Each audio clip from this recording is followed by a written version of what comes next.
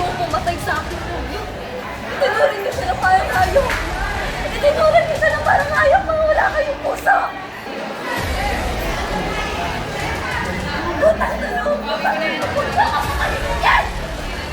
Por favor! Ayoko nang manahimik pa! Buong buhay ko! Parang niyo akong sinasabihan ng mahimik! Sumunod ang pakinig! Paulit-ulit niyo akong sinasabihan ng ganan! Paulit-ulit niyo akong tinatanggalan ng boses! Pinukusalan! Ayun pala. Sabihin mo sa akin. Isingin mo pumatay sa minamahal ko sa business. Magsalita kayo! Sabihin ninyo kung anong ginawa ninyo para masira sa business mo, para masira kami dalawa. Papahintulutan kita para marinig natin ang iyong ama. Wala kang kasing sama! Wala kang kasing sama!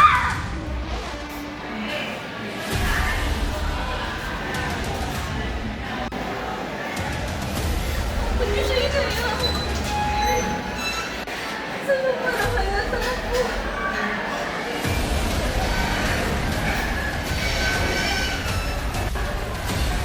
Wala siyang ipangalaman. Hindi mo mabuti yung gaya sa dinig ko. Ginawa niya yung ginawa niya yun. Pero kayo, ano ba nagawa ninyo? Ano ba nagawa ninyo, padre? Sabihin mo sa akin. Sino ang tunay na Irene at Filibuster? Sino ba?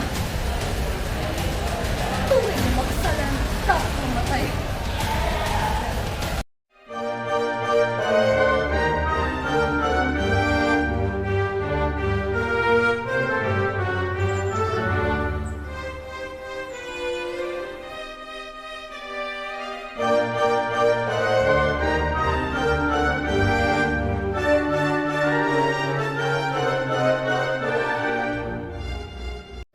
A pleasant day to everyone. This is our explanation.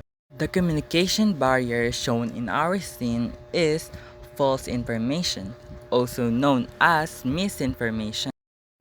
False information refers to incorrect or misleading information that causes misunderstanding and prevents effective communication. So, in our scene, Maria Clara believes the false news that Crisostomo Ibarra has died because she accepts this information as true.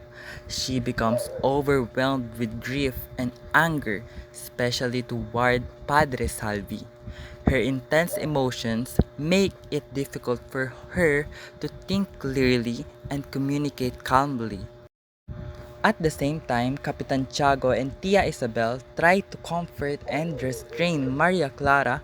However, because of the misinformation and her emotional state, they are unable to communicate effectively with her, resulting in conflict and misunderstanding. Thank you for watching and listening. Rar.